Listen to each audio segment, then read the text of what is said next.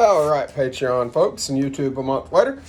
Kenny Smith, Total Force Holdings again. Today, we're going to start talking about how to not be selected for assault. All right. There's a couple things to keep in mind here. Number one, we have to look at a little bit of criminal psychology. What is it criminals are looking for? Now, this comes down on a long list of possibles, right? You don't necessarily know their motivation, but one thing they are looking for is a high likelihood of success.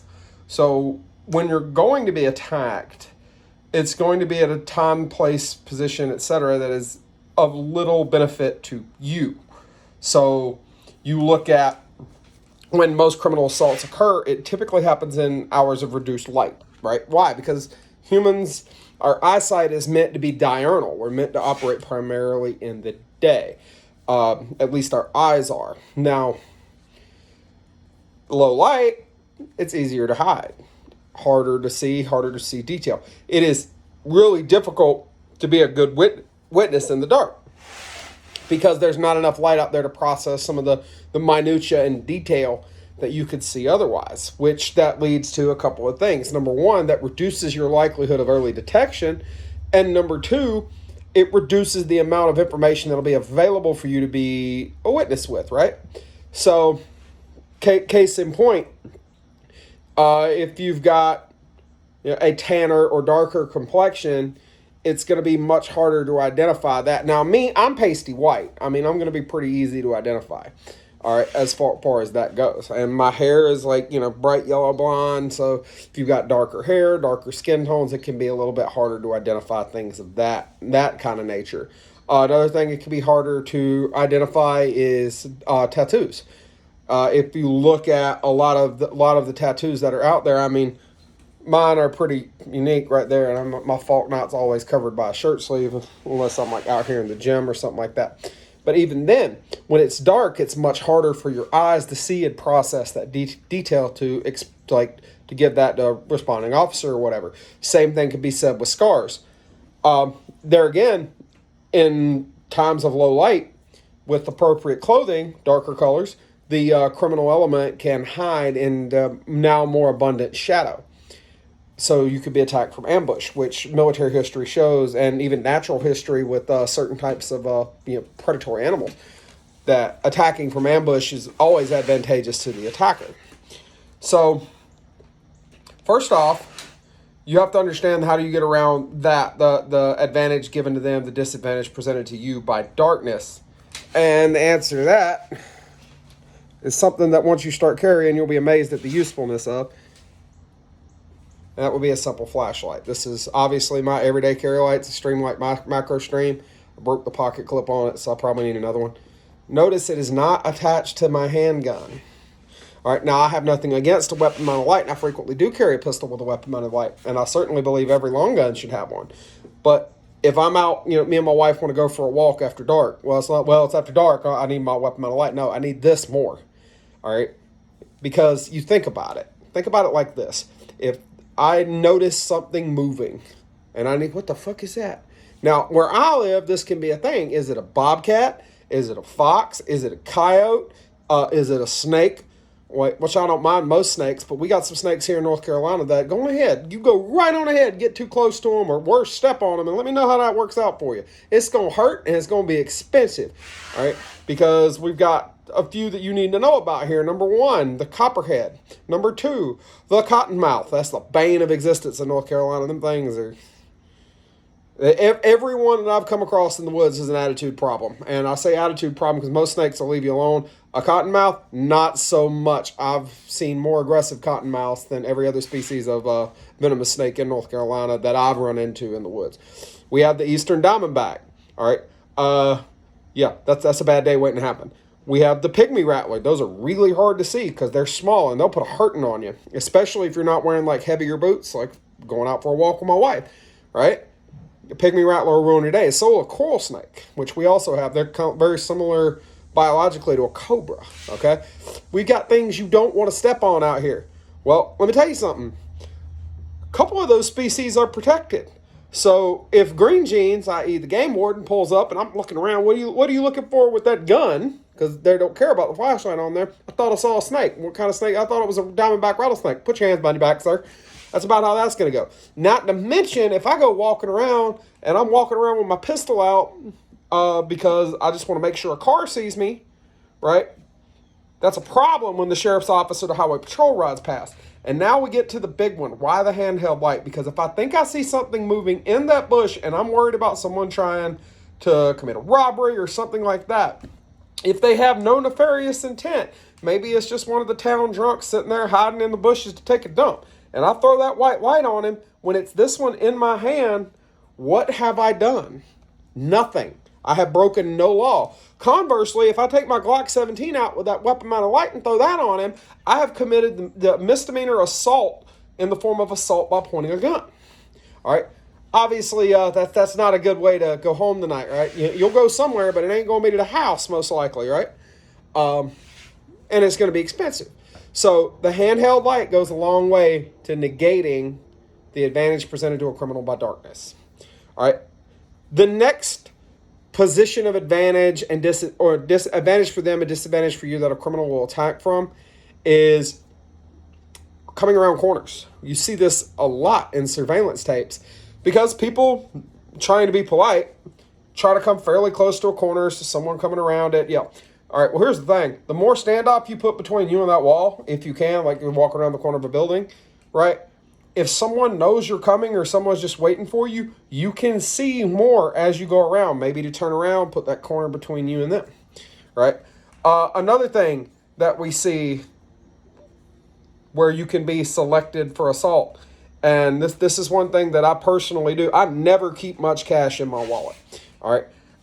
Even if I'm traveling with a sizable amount of cash, I never keep much cash in my wallet because I don't want, the panhandler out by the gas station to follow me in. And I just told him, I ain't got no money for you. And I open it up and, there's fucking several $100s sitting in there he could see. That just opens me up for being robbed. All right. Another one you can do. All right. Check your ego. I don't like getting cut off in traffic any more than anybody else. Right. But sorry, I had an email notification pop up.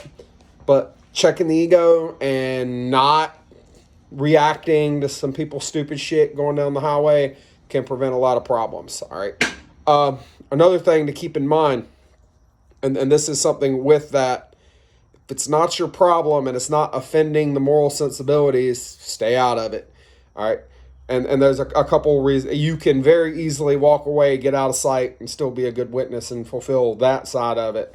But without putting and that gets a lot of people in trouble. All right. I saw a lot of incidents when I was working the bar scene where I'm at. Stuff would be brewing in the parking lot, right? And someone would go outside and now they're on their phone, and they might not have been talking to the police at all. But the law showed up and arrested these people, or one of them, or something like that, and now their friends want to go get even. So you can do the right thing, just be discreet about it. Is kind of what I'm getting at there. That can prevent you from retaliatory action for something that, for lack of better words here, wasn't your business in the first place. All right. The biggest thing, though, is pay attention. Pay attention. All right. What does that mean? I'm filming off my phone. That doesn't mean when I'm walking, and I'm bad about it. I mean, I do it. Everybody else does. All right. I'm not saying I'm perfect by no means, but if you're going to an area where you don't know what's there, don't pay attention to your phone. It can wait. If you're going to go for a run, for instance, we saw the woman, I think it was in Tennessee, kidnapped not that long ago from the time of filming, which is September 23rd, 2022. A lot of people, when they run, myself included, will wear earbuds, right? I use my grizzly ears, and there's a reason for that. All right, I'll use my grizzly ears because I can cut the volume on my phone down way low and still hear somewhat. Now, my hearing's pretty bad as it is, but if you're going to wear earbuds, there's two ways to go about it. Number one, if you're actually going to listen to music or take a phone call or something, take one out. Which one would I suggest taking out? The one that whichever ear you have is better. Me, the hearing in my left ear is almost gone. So I'd sit there and I'd keep my earbud in my left ear and take the one out of my right so I could still hear. All right, hear someone approaching, things of that nature. Another thing you can do is if you have some of the noise canceling earbuds, is you can use those to enhance your hearing. So instead of cutting your music on or whatever, in my case of my Grizzlies, tap tap on the right one, and I get better hearing than I would have without them because they act almost like hearing aids. So that's something else you can absolutely do there. So, and then you start getting into some other stuff here. Some of it you can't help, but these are things that you need to think about. And the first one is you need to look like you're paying attention. Remember, the criminal does not want to get caught. Make eye contact. All right? Make it obvious. Yes, I see you. I'm looking you dead in your eye. You know I see you. I know that you know that I know that I saw you. Right? That goes a long way. All right? And you don't have to sit there and glare at them. Just very brief. Right? Just enough to make eye contact. Hey, dude, I saw you. All right? So, again, criminals don't want to have someone able to give a description of them. The next thing that comes to this, and this is something a lot of people can't help, you do not need to present yourself as frail, right? A criminal wants an easy target for the most part, right? So if you look like me, I'm a big boy, all right? I'm six. I'm between, depending on what shoes I'm wearing, between 6'3" and 6'4", and I'm 257 pounds as of about 30 minutes ago. All right, I am not a small guy. Okay, obviously I have a little bit different look than one of my really good friends who is a fairly small female, but you can go about changing that. All right. I'm not saying that, if you like being petite, that's fine, but look put together. All right. Start moving some iron, right? Start moving some iron, start pounding the pavement a little bit, right? Like me, I've lost the size. Those of y'all who followed me for several years on here, I've lost a sizable amount of weight over the years. I was fairly big and not in a good way. All right. I've still got quite a ways to go, but nonetheless, right? So if you can make it look like you're about it, right? Like you're the type of person that will put up a fight, that can go a long way to keeping you from getting selected. Now, I'm not sitting here saying, where you're protected by Glock t-shirt. I mean, I've got stuff like that too. I mean, it's cool, but it's not something that I wear regularly, right? No, I'm not saying you do that to attract attention to yourself by no means, but I am saying look like you're the type of person that can handle your business. And if you're not like that, then you might want to start working on that. I also understand there are some people with medical issues. If you're in a wheelchair, you're walking on a cane, using a walker, wearing a cast, wearing a sling, using any number of these medical devices, you look like you are at a position of disadvantage. You may not be, but you look that way and are more likely to be selected. So this whole thing about eye contact goes a long way. All right. The next thing we're going to go into with getting deselected is verbalization. All right. Speak. You see that person sitting there around the corner? Yeah. How you doing tonight? I didn't insult him. I just asked him how he was doing. How they react to that, if they have nefarious intent, they're not likely to try and hang around for a conversation. And unless they meant to assault you as opposed to another form of crime, most likely they'll take off running, because if you engage in conversation with them, that makes them more memorable. And don't be afraid to get aggressive, all right? You sit there, you throw that light on them, hey man, back up. Back the fuck up, right? If they keep pushing the issue, don't be afraid to use the good verbalization with some good command presence, right? Because that attracts attention of anybody else who may be in the area, right? I live out in the middle of nowhere, and if you start hooting and hollering, there's a little old lady somewhere that's going to cut that porch light on and going to find out what's going on, and they'll call law. And the people around here know that. And I guarantee you there's a little old lady that'll open the door, cut the porch light on, glue her eye to the peephole, throw the window open. I guarantee you there's one of them where you are too. That's just, unless you're out in the middle of the forest, right? In which case you got bigger fish to fry, right? There's probably someone that will be a witness, okay? So don't be afraid to get vocal, all right? Now what have you done? All right, this is again, this is on your side, not so. With the criminal side, you're playing a mind trick, right? They're supposed to dominate and take control because they're this, that, whatever, right? But they didn't, because now you're telling them what to do, and that hesitation can buy you time to get that light in their eyes. All right, going ahead and move offline, and now you can start looking to get some form of self-defense tool involved. One of the things that I'm really big fan of is OC spray.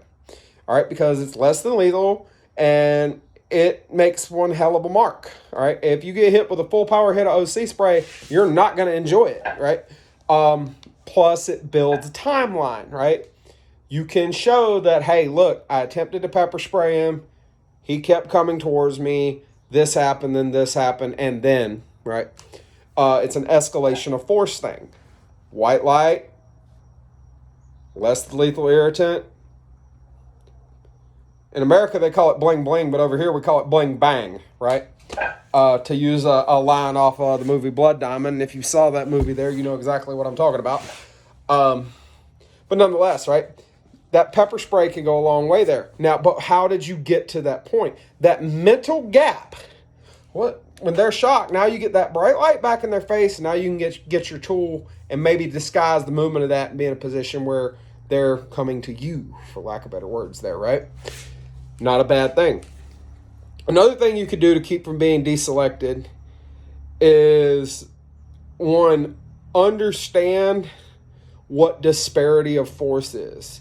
There are many things that can create a disparity of force, and a disparity of force opens up a lot of legal options for you. I'm not a lawyer. I don't give legal advice. This is just my understanding of it. Seek a competent attorney who specializes in self-defense law for clarification. In my state, a disparity of force would be present if the attacker has some form of superiority over the defender, i.e., that 4'11", 90-pound, soaking wet female, and I'm attacking her. Absolutely, I'm considerably larger, right?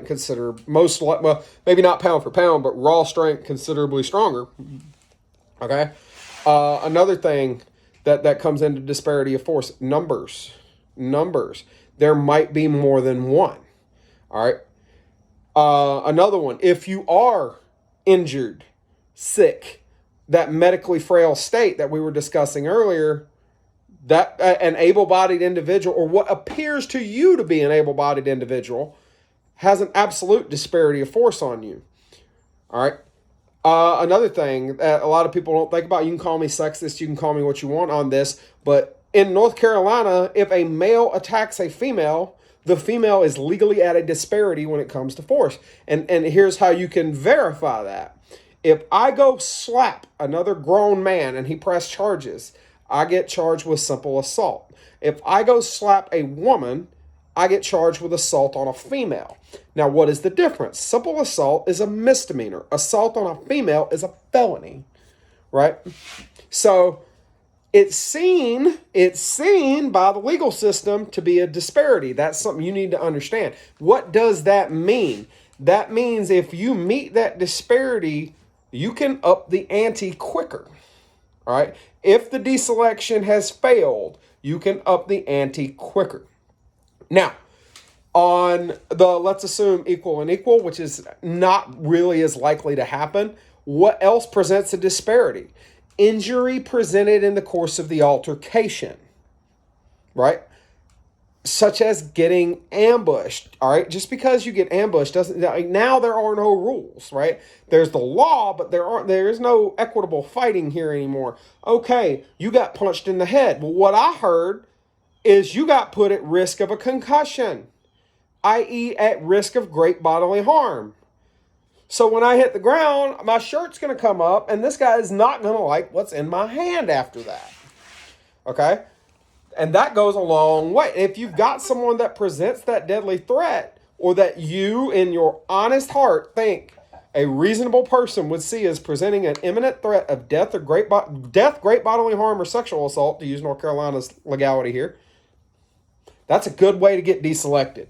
That is a very good way to get deselected. Okay. Another way to keep from getting deselected is bring your own disparity. Right. So, and this is one thing that I like about the area that I used to work the bars in. It is very, very rare, even though we were in a downtown area with several bars within walking distance. It was very, very rare to see one woman walking alone. There was usually 2, 3, or more of them, right? Several. There is strength in numbers. So how do you keep from being deselected? If you can, bring a buddy, right? Military system, you got to use that buddy system, right? Number 2, pay attention. Look around. 3, if you see something you don't like the look of, either go around it, ignore it, or turn around and go the other way. 4, carry a flashlight with you. You can get a flashlight just about anywhere. Like this one, there's nothing special about it, but you could tell by the wear on it that I've worked with using it as a fist load. All right, it's a hell of a weapon. All right, if you can legally carry a defensive tool where you're going, do so. Do so. The display of a weapon tends to calm things down really quick when someone is only intending to commit a property crime. If you would be justified based on your imminent fear, your reasonable fear of imminent death, great bodily harm, or sexual assault, don't be afraid to go to that option if you need to. All right. The next thing, if you notice a person that is suspicious, white light if necessary. If obviously you don't need to, like right now, I mean, it's fucking 1811. All right. So, I mean, the sun's still up. I wouldn't need to white light them, but make contact. That doesn't mean make physical contact. Make eye contact and speak. How are you doing today? Something polite, something simple, but something that tells them, yes, I see you. Yes, I know you're there. All right. And from there, you could go into managing unknown contacts. If they approach, you go into verbalization, command presence with your command tone and all, and move up the use of force ladder as need be, which is another thing you need to understand, but that's a video for a separate day. And I know this is a little bit of a short video, but it's what I got for today. It's just something I was thinking about, and I thought my Patreon folks would enjoy it. If you're not seeing this on Patreon, then you're a month late at least, and you can join on my $3 a month tier, and you see this a month early. There you go. So, I hope y'all enjoy it. Kenny Smith, Total Force Holdings. Stay safe, stay frosty, stay dangerous.